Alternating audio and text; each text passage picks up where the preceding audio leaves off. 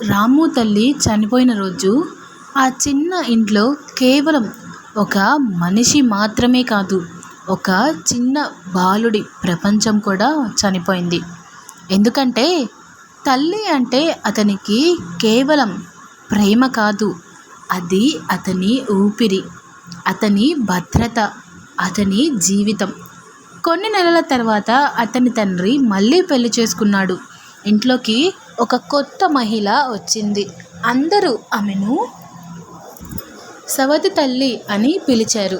కానీ రాము మాత్రం ఆమెను చూసిన ప్రతిసారి ఒకే మాట అనుకునేవాడు: ఈవిడ మా అమ్మ కాదు, కేవలం మా నాన్నకి భార్య మాత్రమే అని. ప్రతిసారి ఆమెని బాధ పెట్టేవాడు. ఆమె మాత్రం మొదటి రోజు నుంచే రామును తన పిల్లాడిలానే చూసుకోవాలని ప్రయత్నించింది. ఉదయం లేచిన వెంటనే అతనికి పాలిచ్చేది, స్కూల్కి వెళ్ళే ముందు బట్టలు సర్దేది, టిఫిన్ పెట్టేది. కానీ రాము మాత్రం ఒక్కసారి కూడా ఆమె వైపు చూసి నవ్వలేదు. ఒకరోజు స్కూల్కి వెళ్ళే ముందు అతను కోపంగా ఆమె చేతిలో ఉన్న టిఫిన్ బాక్స్ నేలపైకి విసిరేశాడు. నాకు నీ చేతి భోజనం వద్దు, నువ్వు నా అమ్మ కాదు, ఎంతలో ఉండాలో అంతలోనే ఉండు అంటూ వెళ్ళిపోయాడు. ఆ మాట విన్నప్పుడు ఆమె చేతులు క్షణం ఆగిపోయాయి. కానీ వెంటనే నేలపై పడిన భోజనం తీసుకొని తన భర్తతో పెట్టించేది. ఎందుకంటే ఆమెకి తెలుసు, తల్లి ప్రేమ అంటే మాటలతో చెప్పే వెంటనే ప్రేమ పుట్టేది కాదు, అది మనసులో నుంచి రావాలి అని అనుకునేది. రాము ఎప్పుడు మారతాడా అని ఎదురు చూస్తూ ఉండేది. కాలం గడుస్తోంది. రాము పెద్దవాడవుతున్నాడు. కానీ అతని మనసులో ఉన్న ఆ దూరం మాత్రం తగ్గలేదు. అతను ఎప్పుడు ఆమెను అమ్మ అని పిలవలేదు, పేరు పెట్టి కూడా పిలవలేదు. ఒకరోజు రాము స్కూల్ నుండి ఇంటికి వస్తూ రోడ్డుపై జారి బలంగా పడిపోతాడు. తలకు పెద్ద గాయం అవుతుంది. రక్తం ఆగకుండా కారుతోంది. పక్కనే ఉన్న వాళ్ళు అతన్ని వెంటనే హాస్పిటల్కి తీసుకెళ్తారు. డాక్టర్లు ఒక మాట చెప్పారు: ఇప్పుడే రక్తం అవసరం, లేకపోతే పిల్లాడిని కాపాడడం కష్టమవుతుంది అని. ఆ సమయానికి అతని తండ్రి కూడా అక్కడ లేడు. బంధువులు ఎవరూ దగ్గరలో లేరు. కానీ అక్కడ నిలబడి ఉన్న ఒక్కరే వెంటనే ముందుకు వచ్చింది.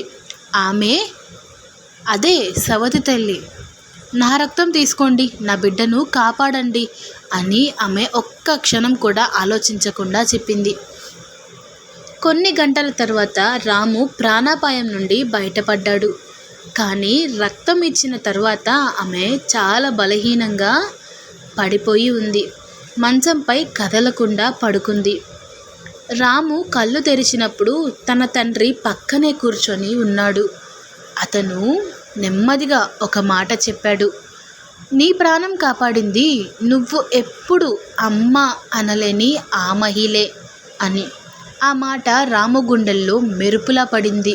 ఒక్కసారిగా అతని కళ్ళ ముందు గత సంవత్సరాలన్నీ తిరిగాయి.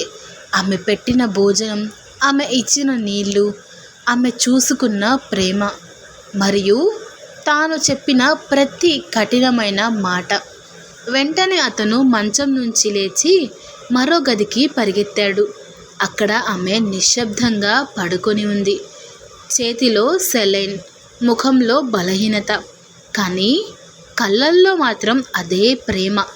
ఆమె చేతిని పట్టుకొని రాము జీవితంలో మొదటిసారి ఆ మాట అన్నాడు: అమ్మా, నన్ను క్షమించు, నేను చాలా పెద్ద తప్పు చేశాను అని అన్నాడు.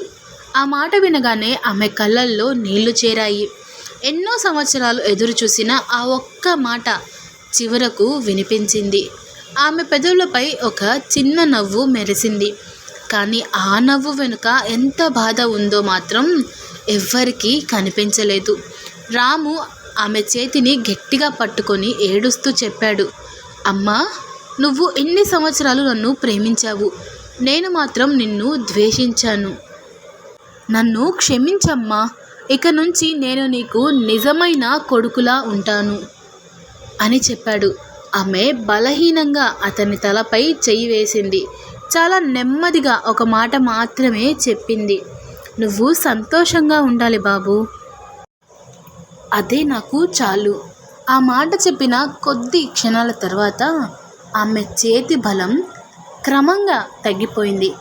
అది రాము గమనించలేదు. ఎందుకంటే అతను ఇంకా ఆమె చేతిని పట్టుకొని ఏడుస్తూనే ఉన్నాడు. డాక్టర్ గదిలోకి వచ్చి ఒకసారి ఆమెను చూశాడు. ఆ తరువాత నెమ్మదిగా తండ్రి వైపు చూసి తల ఊపాడు. రాము ఆశ్చర్యంగా అడిగాడు, డాక్టర్ ఏమైంది అని. డాక్టర్ గారు మెల్లగా చెప్పారు, నీ ప్రాణం కాపాడటానికి ఆమె తన శరీరం తట్టుకోలేనంత రక్తాన్ని ఇచ్చింది అని. ఆమె గుండె ఆగిపోయింది అని చెప్పాడు. ఆ మాట విన్న క్షణంలో రాము ప్రపంచం ఒక్కసారిగా నిశ్శబ్దంగా మారిపోయింది. అతను ఆమె చేతిని పట్టుకొని గట్టిగా అరిచాడు, అమ్మా ఒక్కసారి కళ్ళు తెరు, నేను ఇంకా ఎన్నోసార్లు నిన్ను అమ్మ అని పిలవాలి అంటూ ఏడుస్తున్నాడు. కానీ ఆ రోజు అతను ఎన్నిసార్లు అమ్మ అని పిలిచినా ఆమె మాత్రం తిరిగి కళ్ళు తెరవలేదు. ఆ రోజు రాము ఒక నిజం చాలా ఆలస్యంగా తెలుసుకున్నాడు. కొన్ని ప్రేమలు మనం అర్థం చేసుకునే సమయానికి ఆ ప్రేమ ఇచ్చిన మనుషులు మన దగ్గర ఉండరు అని. ఆ రోజు రాము ఎంతగా అమ్మా అమ్మా అని పిలిచినా ఆమె మాత్రం తిరిగి కళ్ళు తెరవలేదు. కానీ ఆమె వెళ్ళిపోయే ముందు రాముకు ఒక పెద్ద నిజం నేర్పి వెళ్ళింది. సవతి తల్లి అనేది కేవలం ఒక పేరు మాత్రమే. ప్రేమ మాత్రం నిజమైన తల్లిదే అవుతుంది. ప్రపంచం చాలాసార్లు సవతి తల్లిని క్రూరంగా చూపిస్తుంది, చెడుగా మాట్లాడుతుంది. కానీ ప్రతి సవతి తల్లి కూడా అలానే ఉంటుందని అనుకోవడం చాలా పెద్ద తప్పు. ఎందుకంటే కొందరు మహిళలు పుట్టించకపోయినా పిల్లలను గుండెల్లో పెట్టుకొని పెంచుతారు. ఆమె రామును కడుపులో పెట్టి కనలేదు. అతని చిన్ననాటి ఫోటోలలో కూడా ఆమె లేదు. కానీ అతను అనారోగ్యంగా ఉన్న ప్రతి రాత్రి ఆమె నిద్ర లేకుండా కాపాడింది. అతను తినకపోతే ఆమెకు కూడా ముద్ద దిగేది కాదు. అతను నవ్వితే ఆమె గుండె నిండిపోయేది. అతను మాత్రం ఆమెను ఎప్పుడూ సవతి తల్లి అని మాత్రమే చూశాడు. కానీ ఆమె మాత్రం అతన్ని ఎప్పుడు నా పిల్లాడు అని మాత్రమే చూసింది. తల్లి అనేది కేవలం పుట్టించిన సంబంధం మాత్రమే కాదు. పిల్లాడి కన్నీళ్లను చూసి తట్టుకోలేని హృదయం. సవతి తల్లి అయినా కూడా ఆమె గుండెలో ఉన్న ప్రేమ నిజమైన తల్లిదే. కొందరు తల్లులు మనలను ఈ ప్రపంచంలోకి తీసుకువస్తారు. మరికొంతమంది తల్లులు మన జీవితాన్ని కాపాడటానికి తమ ప్రాణాన్నే ఇచ్చేస్తారు. అందుకే ఒక నిజం ఎప్పుడు గుర్తుపెట్టుకోవాలి. సవతి తల్లి అయినా కూడా ఆమె గుండెలో ప్రేమ నిజమైన తల్లిదే అయితే ఆమెను కూడా అమ్మ అని పిలిచే హక్కు ఉంది, గౌరవం ఉంది. ఎందుకంటే తల్లి అనేది కడుపులో పెట్టి కనడం వల్ల కాదు, గుండెల్లో పెట్టి పెంచడం వల్ల అవుతుంది. సవతి తల్లి అయినా కూడా ఆమె గుండెల్లో ప్రేమ నిజమైన తల్లిదే అయితే ఆమెను కూడా అమ్మ అని పిలవాలి. ఈ కథ మీ హృదయాన్ని కాస్తైనా తాకితే ఒక్కసారి లైక్ చేయండి. మీ ఒక్క లైక్ నా వీడియోని ఇంకో 10 మందికి చేరేలా చేస్తుంది. ఈ కథలో ఉన్న ప్రేమ, తల్లి గొప్పతనం మరికొందరికి కూడా చేరాలనిపిస్తే దయచేసి ఈ వీడియోను షేర్ చేయండి. ఈ కథ వినేటప్పుడు మీకు మీ అమ్మ గుర్తొచ్చి ఉంటే కామెంట్లో ఒక్కసారి అమ్మ అని రాయండి. మీరైతే ఆ రాము స్థానంలో ఉంటే ఆ సవతి తల్లిని అమ్మ అని పిలిచేవారా? తను అంత ప్రేమ చూపిస్తే మీరు తనకి దగ్గరయ్యేవాళ్ళ? ఇంకా ఇలాంటి హృదయాన్ని తాకే కథలు వినాలంటే ఇప్పుడే మన ఛానల్ని సబ్స్క్రైబ్ చేసి మాతోనే ఉండండి.